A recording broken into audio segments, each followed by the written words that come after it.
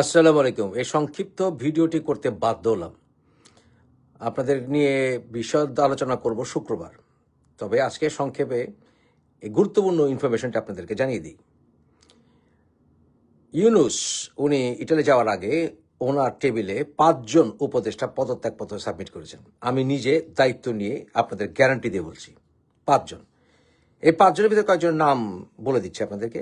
এর ভিতরে একজন হচ্ছেন ওই যে ফারুকী আজাদ সাহেব আছেন না, উপদেষ্টা উনি, এবং এরপরে আছেন সুপ্রদীপ চাকমা, এরপর আছেন আকিজ গ্রুপের বশির সাহেব, এরপর আছেন ফরেন ও যে আমাদের বৈদেশিক উপদেষ্টা উনি। আরেকজনের ব্যাপারে আমি এখনো নিশ্চিত হতে পারিনি, তবে এই কয়েকজন একেবারে নিশ্চিত। মোট ৫ জন উপদেষ্টা তাদের পদত্যাগপত্র ইউনূস সরকারের টেবিলে সাবমিট করেছেন। আমি গ্যারান্টি দিয়ে বলছি আপনাদেরকে। কিন্তু এই বিষয়ে খুব স্ট্রিক্ট পলিসি পালন করছে সরকার, যাতে করে এটা বাইরে না যায়। ওনাদের এই বিষয়ে সাবমিট করার মেইন কারণ হচ্ছে যে বর্তমান সরকারে লুটে পুটে খাচ্ছে সব উপদেষ্টারা। এই লুটে পুটে খাওয়ার তালিকায় ওনারা ঢুকতে চান না, ওনারা সমালোচিত হতে চান না।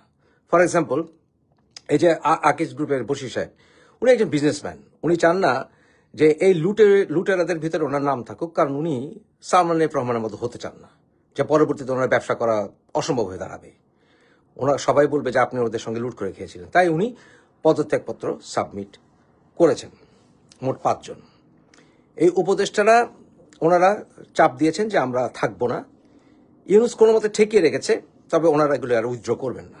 বিশ্বাস না হলে যদি সাংবাদিকরা পারেন ওনাদেরকে সবার সামনে জিজ্ঞাসা করেন, ওনারা নিজেরা কেউ এসে বলুক যে না, ওনারাও পদত্যাগ সাবমিট করেন। এতে প্রমাণিত হচ্ছে যে বর্তমান সরকারের কলাপস শুরু হয়ে গেছে।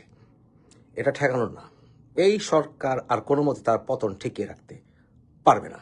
এবং এই সরকারের ভেতরে বুঝেছেন তো করাপশন কোন পর্যায়ে গেছে, যে এনারা পদত্যাগ করতে বাধ্য হচ্ছেন। That's the truth. ভালো থাকবেন।